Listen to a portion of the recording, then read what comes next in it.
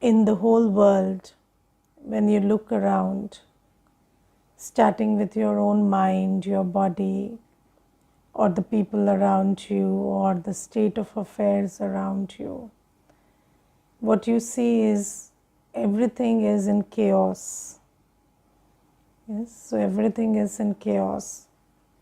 And when you see something in chaos, you want to help it, whether it is your own body, whether it is someone around you, whether it is your own relationships, or things that are happening regarding business or anything else, or your job or your children. So you want to help them. And we have been trying to help ourselves and help others through various methods which had been suggested by humans for very long. And I remember there was this one brother, he came some days back and he was sharing with me. I asked him, how did you come to Gyan? So he said that my wife left the body. So when she left the body, at that time I was very heartbroken. I was almost into depression because I have been this careless person all my life, and my wife is the one who has taken care of me. But when I was very lost and heartbroken and almost slipping into depression, I didn't know what to do. And everybody who was around gave me, sympathy. So they cried with me. They always said that, whatever happened, happened, and now you have to move on. And everybody would come and they would cry with me, and I would cry with them. And after a point of time, I was very tired of this crying and crying and crying. And nothing was helping me. And then I went to the center, and then I understood the true nature of things. So he said that I understood that, the one I'm calling my wife is just a soul. And we are playing predestined parts. And when somebody's part is over, they have to take on another part.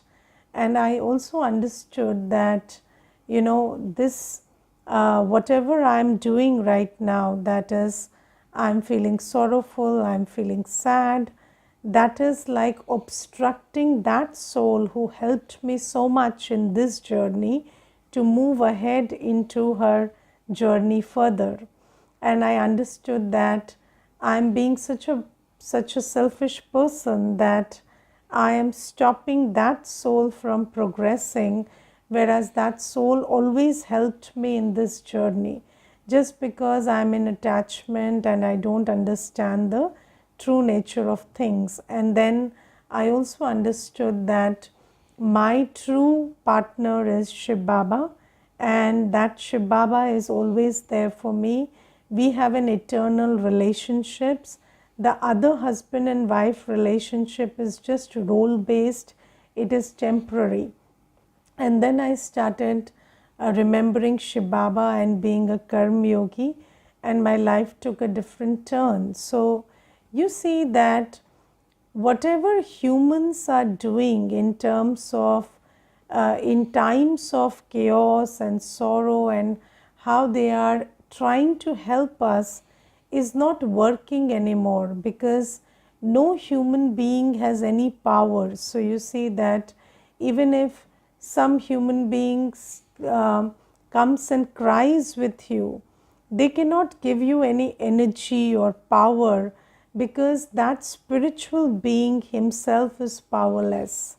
So Baba says that at this time, mantras, so there are many times when somebody has an illness, or somebody is going through a financial loss or a relationship problem or something else, and mostly in times of illness, people try to go to gurus and take mantras and do other stuff, and or they go to doctors and they go to they take recourse to science, and they have deep faith that somebody can cure them, and they do everything that's possible for them.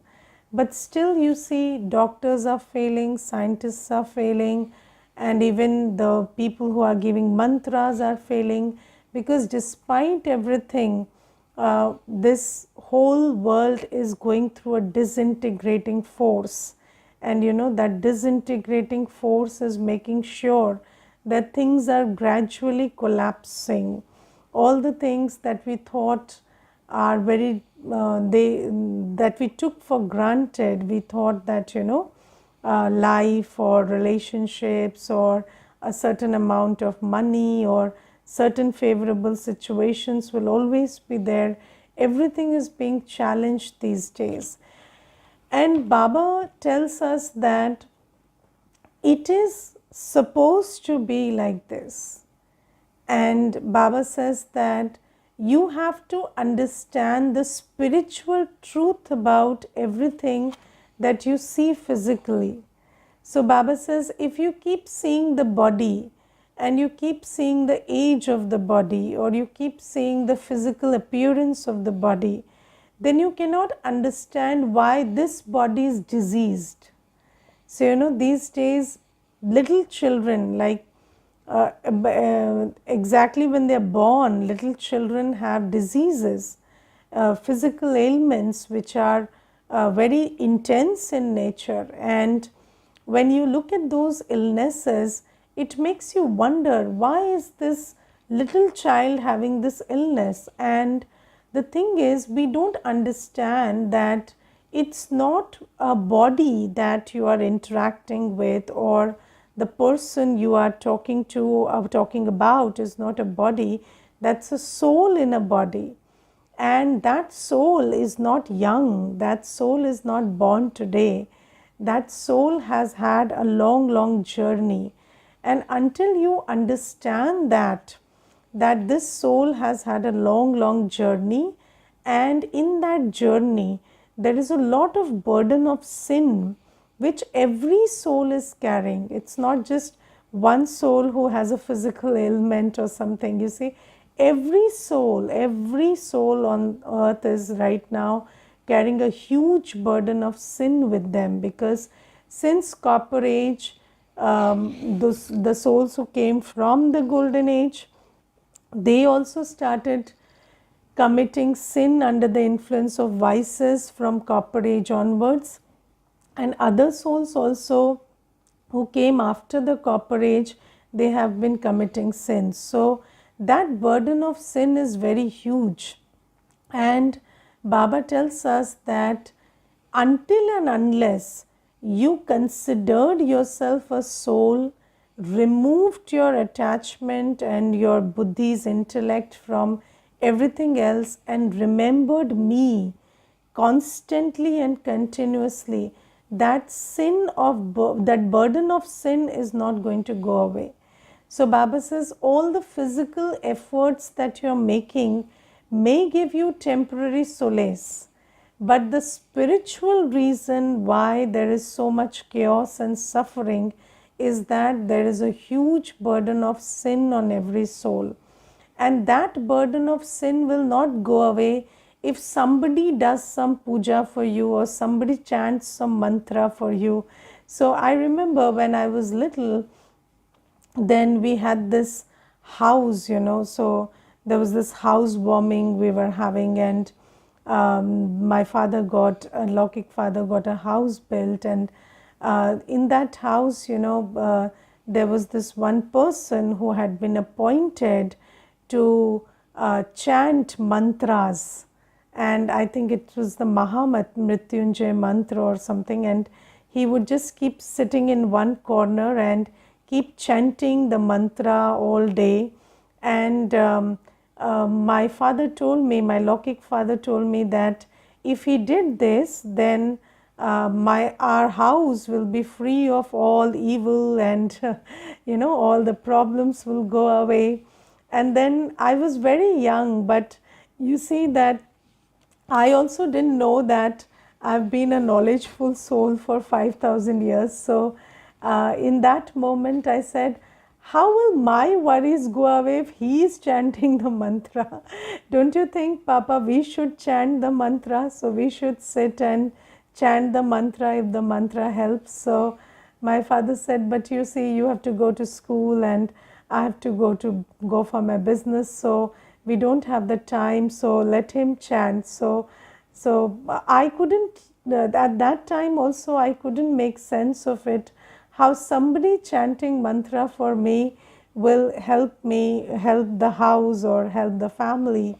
And Baba says today, even if you chant the mantra, that's not going to help, because chanting the mantra is a physical activity. Even your mind doesn't stay stable, and even if your mind stays stable, it's not the method to burn your sins. And Baba says only when you remove your intellect, because you see, the law says that if your buddhi yoga is with the impure world, then you cannot ensure that there will be cleansing inside. It cannot happen. So you see that everything around you is right now impure. So the first thing is remove your buddhi yoga from the old world, because if you look at it, how are majority sins created? Majority sins, I don't think that we do a lot of pap karma per se. So how many times do you get up and shout at somebody, or how many times do you now that we are Baba's children, we don't engage in lust, or we don't shout angry words, or we don't act out of greed. But still, you see, if you look at the burden of sins, is it increasing or decreasing? And if you look at it, how are sins being created? Sins are being created more through reaction than through action. So if you look at it, we may not be acting out of vices, but we are always reacting out of vices. So when you are in this old world and your buddhi yoga is with souls around you and the atmosphere around you and the events around you, then what happens is, in the old world, everything is behaving very erratically and everything is behaving in a very irresponsible way. And then what happens is, you also start reacting to everything outside. You have an emotional, mental response, and sometimes also physical response. So maybe you are very sensible and you choose your words. When you really choose to speak, you choose to use very accurate words to present whatever you are wanting to say. But let's say somebody who is around you says something very illogical all the time, and then you cannot keep your buddhi yoga detached from that. And then what you're doing is, when they are speaking illogical words, either you are using, either you are labeling them that how do you talk and is this the way to talk, or you are trying to shout at them, or otherwise, or maybe your intention is to correct, but still what you're doing is you are creating sin for yourself. Or because they are being illogical, you also start being illogical in your arguments, and you also start talking in the same language they are talking. So all of this is how we are creating and increasing our burden of sin. Or if there is a difficult situation outside, maybe I am not getting angered or flustered, but I am taking a lot of sorrow and I am crying and I am in pain. Or even if I am not crying with the eyes, I am feeling a lot of hurt and pain and fear and what is going to happen now, all that inside. So all of that is creating sin for you. So this is why Baba says that in this old world, until and unless you remove your buddhi yoga from the old world, you cannot help yourself. So, do we understand that everything that is happening around me, whether it's with the body, whether it's with the work, whether it's with the relationship, everything is just a reflection of my karmic bondage. So, as is my karmic bondage, so is the world outside for me. And Baba says that until and unless you remove your buddhi yoga from that, from the situations you are in, from the body you are in, or from the general world around you, you are just amplifying that burden of sin by constantly reacting and responding negatively to whatever is happening around you. And this is how, this is why, even if we are taking recourse to science or to mantras or whatever, they are not working anymore, because the reason behind whatever is happening is spiritual. And when you try to find physical solutions to a spiritual problem, that's not going to happen. So Baba says now it is time that we start understanding that I am a soul, and my whole journey, in that whole journey, half of my journey has been spent in creating sin under the influence of vices. And now if I am still having buddhi yoga with the old world, then whether I realize it or not, I'm again adding to that burden of sin. And don't ever forget that most of your sins are being created not through action but through reaction. And if you look at it, I would say 80% is reaction. So, all the time, the way you're thinking about things that are happening, thinking about people's behaviors, that is what is increasing your sin. And then Baba says, when you remove your buddhi yoga from everything outside and you consider yourself to be a soul, stabilize yourself in your original qualities, and you remember me, then you will be able to burn that burden of sins. And Baba says that for this it is also important that you pay attention to purity, because if there is no purity, there is breach of celibacy, or there is food through which you are being influenced, impure food, then what happens is it's like filling the bucket from up and it's getting drained from down below, because there's a big leakage. So Baba says that in order that your yoga really helps, you have to pay attention to the leakage called purity. And then Baba says, along with that, if you have the aim and objective to find a good position in Satyug, then you have to pay attention to Seva also. Because if you don't create subjects, how will you become a king? So that is another thing. Now, this is something that we have to understand, and physical solutions to spiritual problems will not help anymore. And I remember, there was this one brother, and he went through a very difficult time, and in that time he used to run to temples and gurus and this and that, and even to the center he came, but he just came, offer bhog, or just give Baba, offer bhog Baba to Baba in my name or something like that. But he never took the effort to understand what Baba has to offer. So, he was just going by that. And after he made all these efforts, and he made really intense efforts, still the situation got worse and worse, and then he lost whatever he was trying to protect. And when that happened, he came and told me that I have no faith in God. So I have no faith in God, and I won't go to another temple anytime, or I think, a man is on his own and there is nothing that God can do. So I said, if you are trying to dictate how God has to help you, then of course God is not there for you. But if you are trying to, if you're just willing to give me some days, maybe 20, 21 days or something of your time, and just listen to God, just listen to what He has to tell you, then He can help you. How can somebody help you even if you're not even willing to listen to them? And if you are willing to listen to them, then they would help you.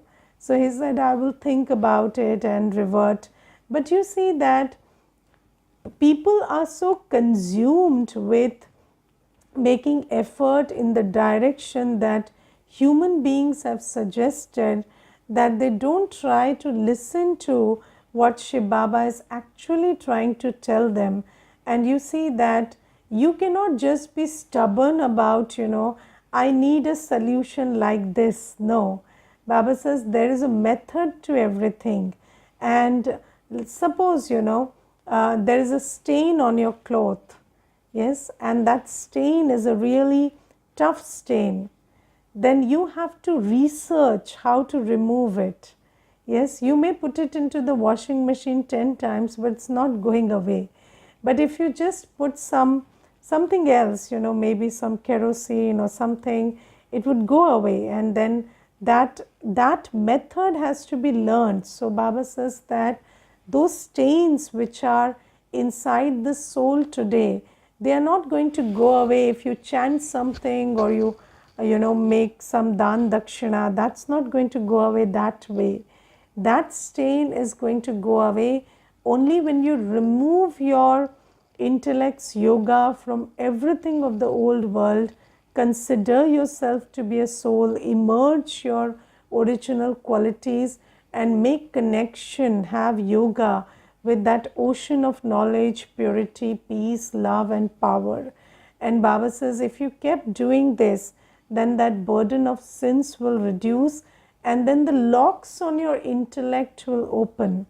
And then whatever you cannot understand, whatever doesn't make sense to you now, you will start having more sense of the truth.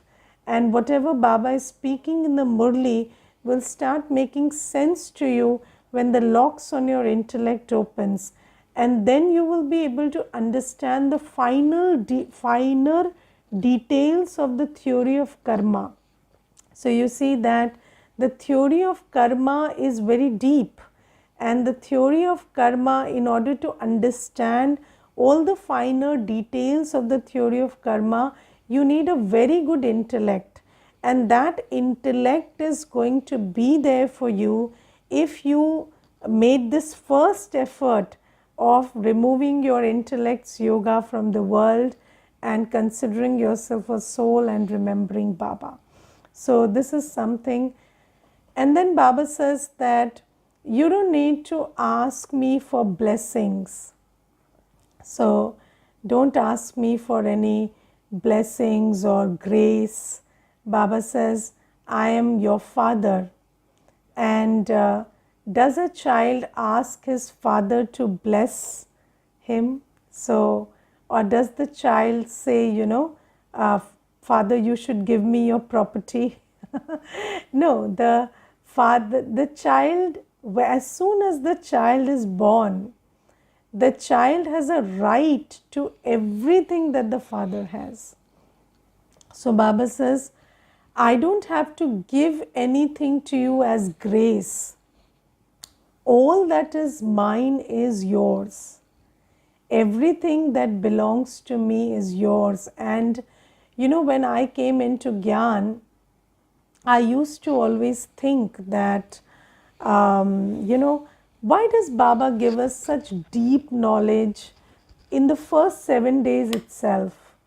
I always had this question that, can't we just go a little slow? So maybe Baba could just tell us about the soul for some years, and then if we understood that I am a soul, then we could talk about Baba or something, because it's very deep knowledge and you get it all in 7 days. So I asked one brother, and he was into Gyan, and I said, don't you think that Baba is just giving away everything in 7 days, and it's very difficult to handle, and maybe we are not the people who can even handle that? And why is Baba being like this? Can't he just go a little slow?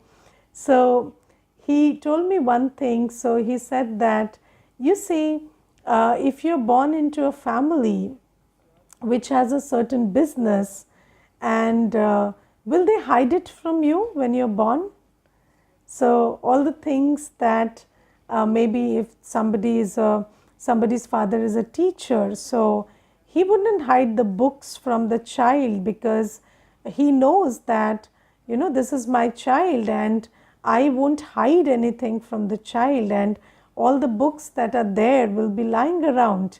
Even if the child can't understand everything, or maybe the child reads the book and gets something wrong also, but still the father wouldn't hide the books from him. So our Father is the ocean of knowledge. So as soon as we come to Baba, Baba showers everything on us. And despite, we telling Baba, go slow, I can't handle, Baba would say, no, no, you're my child, I would give you everything. I wouldn't hide the biggest secrets from you, even if you're a 1-day child or a 2-day child. So Baba says, I give you everything. You have every right. Baba doesn't stop any child from, have you gone to Madhuban and have you asked for a book, and have they asked you that, are you a 5-year-old child or 6-year-old child, and I will give you this book only if you are this age? No. They would give you, if you are Baba's child, you are entitled to read any book that Baba's house has.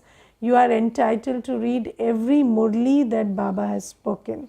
So Baba says, you are my child. You don't have to beg for mercy. You don't have to ask me, have mercy on me, or, help me. Everything that I have belongs to you. Every knowledge that I know, the peace that I have to offer, the love that I have to offer. So Baba doesn't say, all the children who have taken the course just now go out, and then I will say meethe bache to the others who have been in Gyan for long. No, every child, Baba just showers his love. Even if it's a 1-day child, Baba would just give all his love to the child. So Baba says, you don't have to beg to me for mercy. I am your father. Everything that I have is yours. But even if, just like I gave you the example of a child's father, Lokik father who is a teacher, and the books are lying around, will the child be able to read the books if he doesn't know how to read and write, or he doesn't make the effort to have the understanding to read those books? No. So Baba says that I give you everything, but I also teach you how to become eligible to take the benefit of everything. So Baba says that I teach you Gyan, Yog, Dharana, Seva. I tell you what you need to imbibe. I give you the method to remember me. I give you the method to earn blessings. And Baba says, if you did all that, then all that I am here to offer to you you will be able to imbibe that. Because you see, Baba gives us every solution. Baba is giving us all the Gyan that he has. And Baba is giving us Shrimat. Shrimat means if you just followed his directions, you would change into a deity.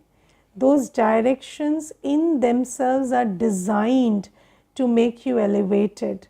But Baba says, why are you not able to imbibe the knowledge that I am giving? Why are you not able to follow the directions that I am giving? Just take one simple direction.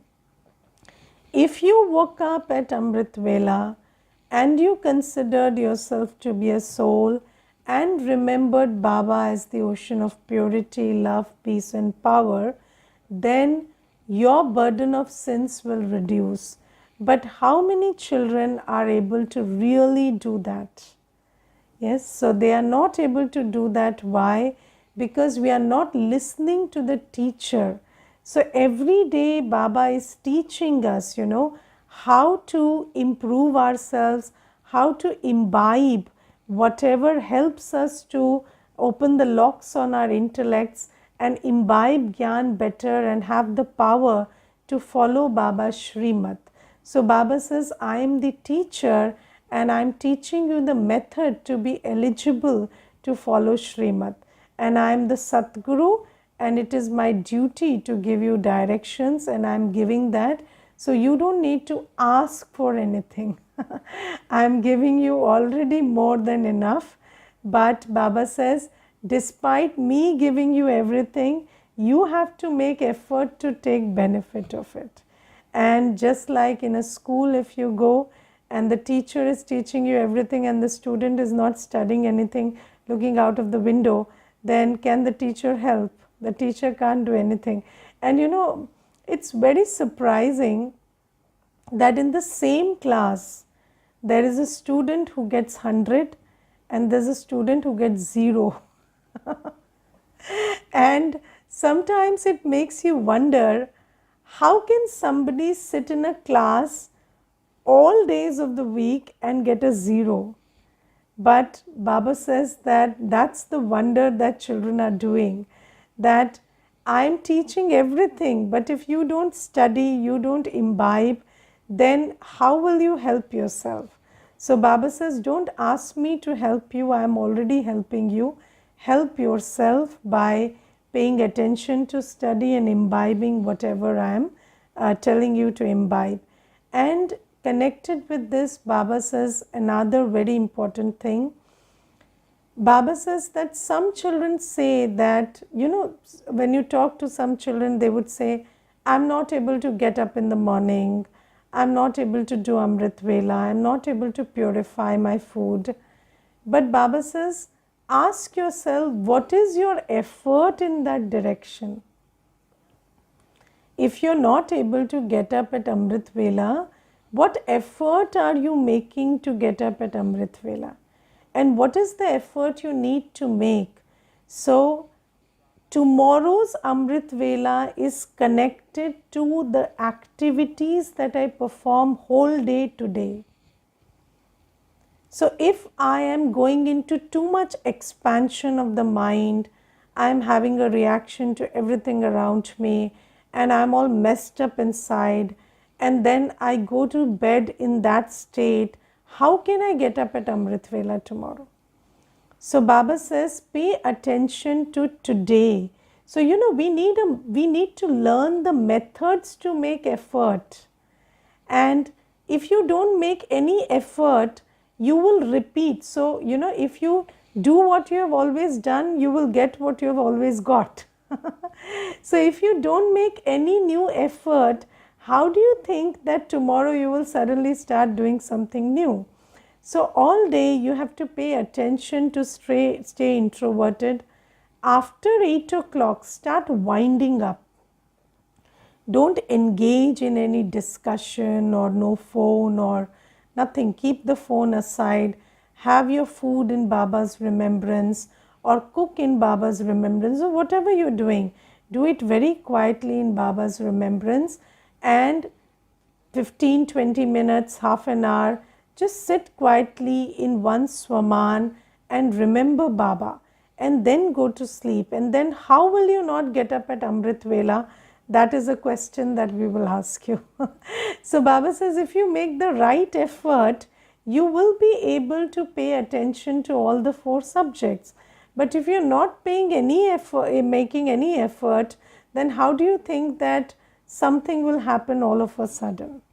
Okay, so Baba says, make effort, don't ask for blessings and mercy. I'm already blessing you. My Gyan is my blessing. Okay, Om Shanti.